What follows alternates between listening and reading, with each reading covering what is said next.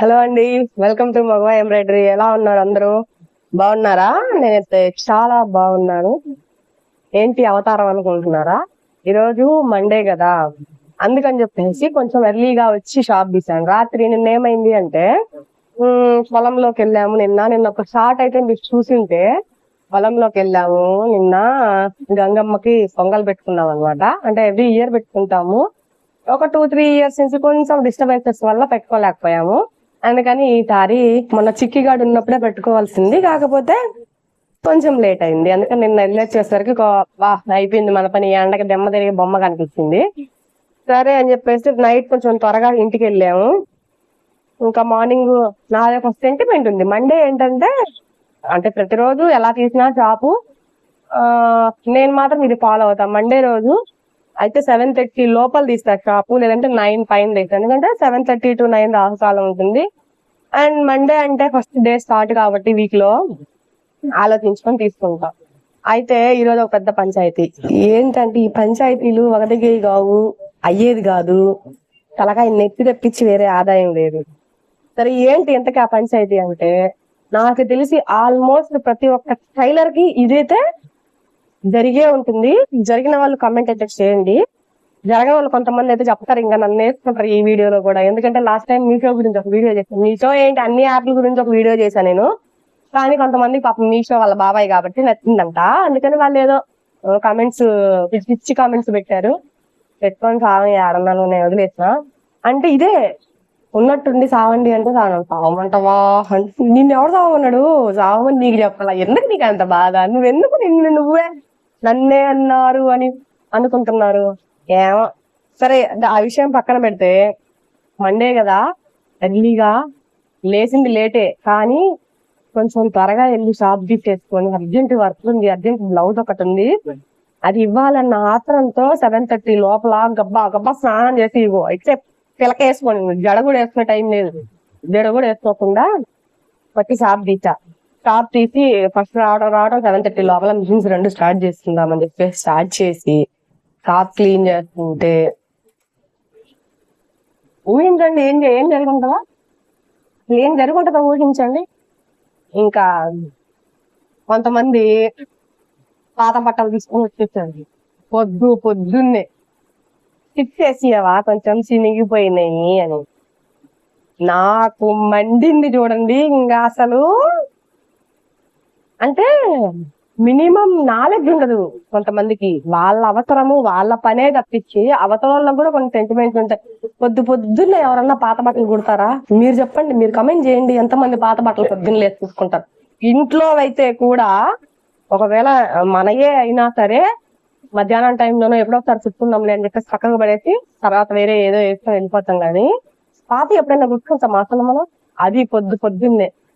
అసలు నాకు బీపీ పెరిగిపోయింది. వాళ్ళు కవర్ లోంచి తీయంగా, నేను తీయొద్దు, కవర్ లోంచి తీసుకొని వెళ్ళిపోండి. నేను సోమవారం పొద్దున్నే షాప్ తీసుకొని నేనేదో పని చేసుకుంటుంటే వచ్చి పాత బట్టలు పొద్దున్నే కుట్టమంటారు? ఎవరన్నా కుడతారా అసలు అని నేను ఒక్క మాట కూడా మాట్లాడలేదు. ఒక్కటే అన్నా, ఈ రోజు మండే ఎర్లీ మార్నింగ్ వచ్చి షాప్ తీసుకున్నా పొద్దున్నే పాత బట్టలు కొట్టను అని చెప్పా. ఒకటే మాట. ఇది పొగరు అనుకోవచ్చు కొంతమంది, కొవ్వు అనుకోవచ్చు కొంతమంది, మీరు అనుకుంటారు కొంతమంది. ఎందుకంటే జరిగిన వాళ్ళకి జరిగినంత మీరు చేసుకుంటారు అట్లా.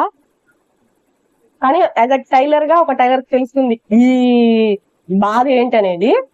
ఒక పండగ ఉండదు, పబ్బం ఉండదు. పండగ రోజు కుట్టుకోక ఎప్పటికో ఒక పెట్టుకొని కొత్త చీర కట్టుకుంటే వస్తారు. ఇంకా ఆ జాకెట్ కొంచెం లూజ్ ఉంది, కుట్టినేసియవా? నిన్న మొన్న ఏం చేస్తుంటారు? సాయంత్రం టైంలోనో మధ్యాహ్నం టైంలోనో ఎప్పుడో ఒకసారి తీసుకొచ్చి వేయించుకొని వెళ్ళొచ్చు కదా. కుదరదు. పండగ రోజే చేసేయాలి. అదేంటంటే, మీరు టైలర్లు మీరు ఇట్లా మాట్లాడతారా అట్లా మాట్లాడతారా, మళ్ళీ ఇదొకటి వస్తుంది నాకు. వచ్చినా సరే నేను ఉన్నదన్నట్టు మొహాన్ని కొట్టేస్తా కాబట్టి. ఇంకా కొంతమంది ఉంటారు, నేను కుట్టి దాదాపు ఒక 7-8 ఏళ్ళు అయినా, అది ఇప్పుడు లూజ్ అయినా ఇప్పుడు టైట్ అయినా నాదే బాధ్యత, నేనే దాన్ని సరిచేసి ఇవ్వాలి.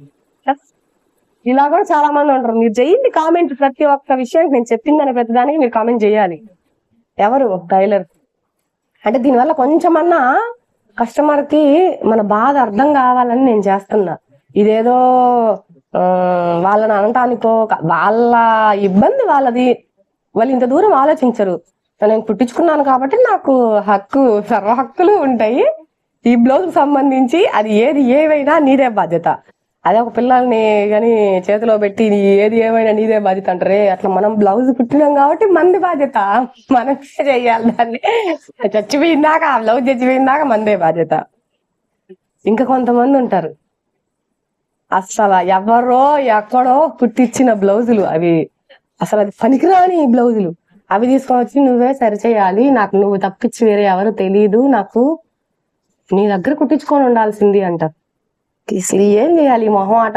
అది ఒక రకమైన పొగడత. ఆ పొగడతకు మనం ఎక్కడో మనో చెట్టు మీద కూర్చుంటాం.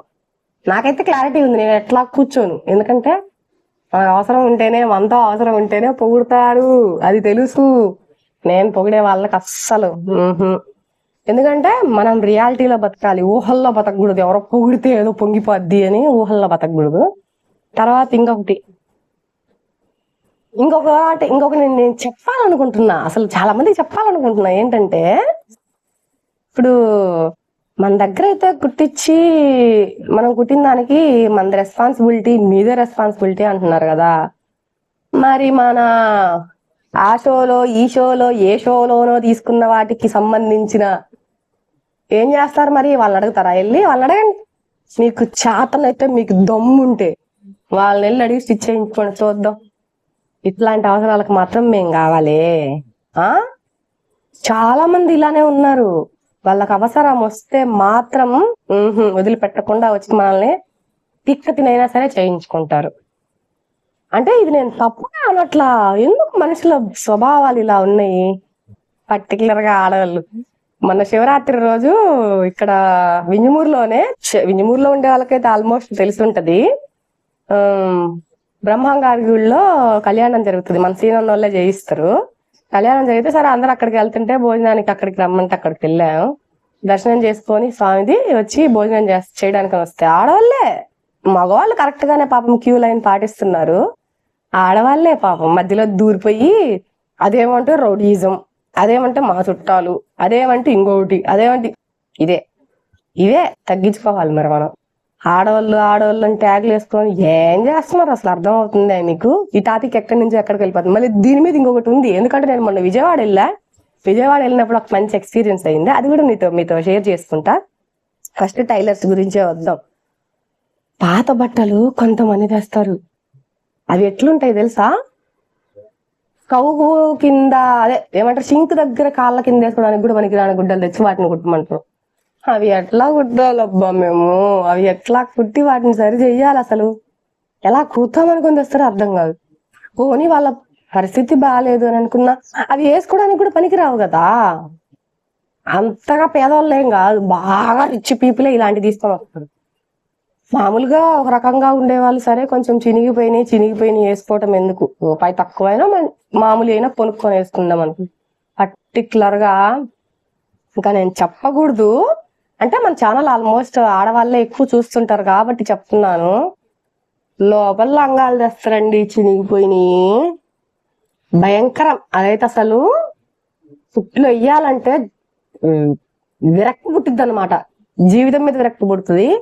కానీ మా కర్మకి, మేము నేర్చుకున్న పనికి కుట్లేసిస్తాం చూడండి, ఎంత చీప్గా చూస్తారంటే మమ్మల్ని. మళ్ళీ టైలర్లు అంటే ఏముంది, ఒక ఆవిడ ఎవరో అందంట, అంటే నాకు తెలుసు వాళ్ళు అన్నారని, నాకు తెలుసు, నా దగ్గర ఇప్పటికి వాళ్ళ మొహం తలెత్తి చూపించుకోలేరు, అన్నారని నాకు తెలిసిందని వాళ్ళకి తెలుసు. ఏమని? ఆఫ్టర్ ఆల్ బ్లౌజులు కుట్టుకొని బతకడం ఏంది అంటే, బ్లౌజులు కుట్టుకొని బతకడం అంటే అంత చీపా? నువ్వు 20,000, 30,000, 40, 50, 1,00,000 పెట్టి నువ్వు చీర కొన్నా బ్లౌజ్ మేము కుడితేనే దానికి అందం వస్తుంది. బ్లౌజ్ లేకుండా వేసుకోండి, చీరలు కట్టుకోండి చూద్దాం. ఆఫ్టర్ ఆల్ బ్లౌజులు కుట్టుకొని బతకడం అయినా మేము తప్పు పని చేస్తున్నావా? మేము అంత చీప్గా కనిపిస్తున్నావా? అదేలే పాత బట్టలు తెచ్చిచ్చినన్ని ఎట్టబడతట కుట్లేసి ఇస్తున్నాం కదా, ఆ మాత్రం కృతజ్ఞత ఉంటదిలేండి. అంటే ఏ పనికైనా దానికి సంబంధించి కొంచెం ఏమంటారు దాన్ని, వాళ్ళకి ఒక గుర్తింపు ఉంటుంది. కానీ ఒక టైలర్ కి మాత్రం ఎట్లాంటి గుర్తింపు? అంత చీపా? పోనీ మేము లేకుండా ఒక టైలర్ కుట్టకుండా ఒక వేసుకోగలరా? రెడీమేడ్ ఎక్కడి నుంచి వస్తున్నాయి? అవి కూడా ఒక టైలర్ కుడితేనే కదా వస్తున్నాయి.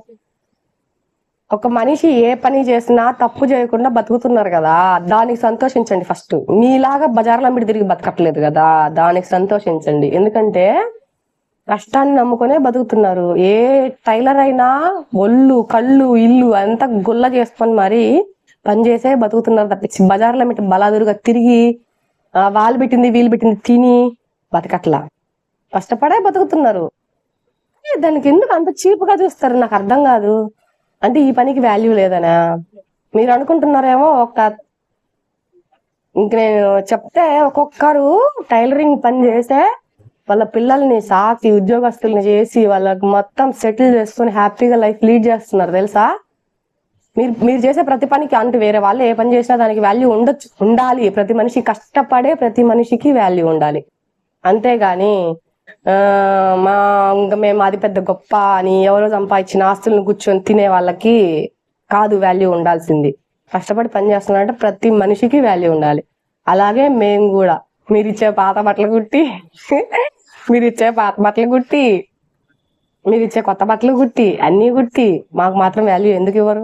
ఇవ్వాల్సిందే, ఈ రోజు నుంచి ఇవ్వాల్సిందే, ఖచ్చితంగా ఇవ్వాల్సిందే. ఈ రోజు నుంచి గుర్తుపెట్టుకోండి. అంటే ఈ వీడియో తర్వాత నా కింద కామెంట్లలో అదిరిపోయినా సరే నేను నిజమే చెప్పినామే, గుర్తు పెట్టుకోండి. నేను నిజమే చెప్పా, అబద్ధం చెప్పినా ఎవరో మరి కామెంట్ చేయండి. అబద్ధం చెప్తున్నావు నువ్వు, ఎవరైనా ఇలా చేస్తారా? కామెంట్ చేయండి చూద్దాం. మేము మాత్రం తయారుగా దొరికామే.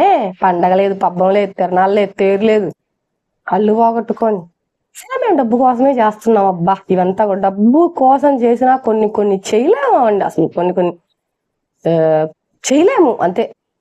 ఎంత డబ్బు అయినా అది ఎంత కావాలో అంతే కావాలి, కానీ మితిమీరిన ధనం మాకు అవసరం లేదు. మాకు అంత ఆశ లేదు. టైలర్స్ ఆల్మోస్ట్ ఏమనుకుంటారంటే మనం చేసిన కష్టానికి, ఈ రోజుకి మనం చేసిన కష్టానికి మనకి ఎంత వస్తే చాలు అనుకుంటారే కానీ వాళ్ళది వీళ్ళది అందరు తీసుకొచ్చుకొని మాకే కావాలని ఎటువంటి స్వార్థం లేకుండా పనిచేస్తారు. నాకు తెలిసినంత వరకు టైలర్స్ అందరూ కూడా ఇలాగే ఉన్నారు. నేను చూసినంత వరకు వాళ్ళు ఏమనుకుంటారంటే కష్టపడుతున్నాం, కష్టం విలువ తెలుసు, మనం కష్టపడుతున్నాం కదా అందుకని మనకు తగ్గింది వస్తే చాలు అని మనం అనుకుంటాం. కానీ కింద కామెంట్లు పెడతారు మీరు మాత్రం ₹1 కూడా తగ్గించరు. మొన్న ఏదో ఒక వీడియో పెడితే ₹1 కూడా తగ్గించరు. ఏమ్మా ఎందుకు తగ్గించాలి ₹1?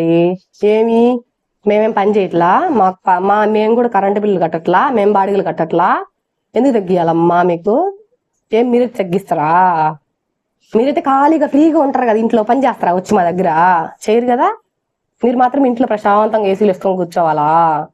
సరే మా కర్మ మా తలరాతలు మేము ఏదో మిషన్లు అంగళ్ళు పెట్టుకొని చేసుకుంటున్నాము, దానికి తగ్గట్టు మేము తీసుకుంటాము. దాంట్లో ఏం తప్పు ఉంది?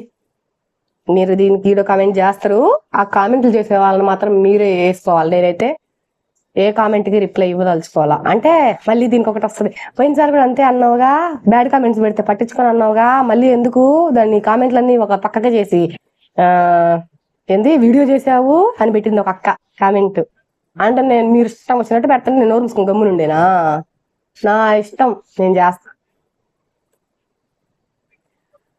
ఇది ఇవాళ వీడియో అయితే ఫ్రెండ్స్, కొట్టినా సరే ఇది నిజం, ఇదే నిజం.